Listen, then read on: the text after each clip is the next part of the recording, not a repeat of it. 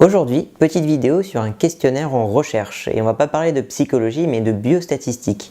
On va découvrir ce que sont poussés à faire les biostatisticiens, et le moins qu'on puisse dire c'est que c'est pas toujours joli.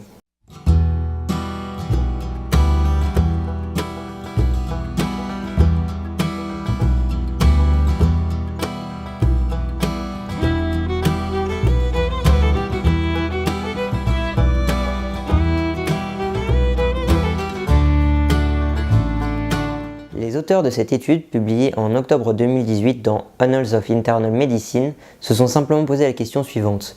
Comment et à quelle fréquence les biostatisticiens sont-ils poussés à rapporter des résultats ou des analyses inappropriées des résultats statistiques qu'ils produisent? Ils ont envoyé des mails à un certain nombre de biostatisticiens en leur demandant de répondre à un questionnaire et ils ont eu 390 répondants. Dans ce questionnaire, on trouve deux questions principales. La première, c'était est-ce que tel comportement était sévèrement inapproprié ou moins sévèrement inapproprié?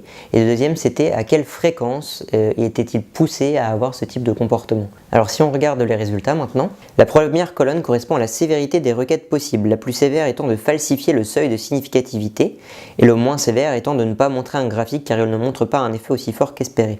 Les trois dernières colonnes montrent le nombre de fois où chaque requête a été demandée au biostatisticien, c'est donc la fréquence. On voit que les deux requêtes notées comme les plus sévères sont les moins fréquemment demandées, ce qui est plutôt rassurant.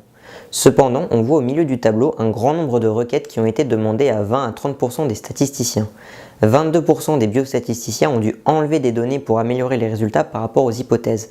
28% ont été demandés d'interpréter les résultats sur la base des hypothèses et non sur la base des données. Au maximum, rapporter seulement les résultats significatifs a été demandé à 48%, à la moitié des statisticiens. Et ces résultats sont importants pour la psychologie parce que les requêtes sont fondamentalement les mêmes.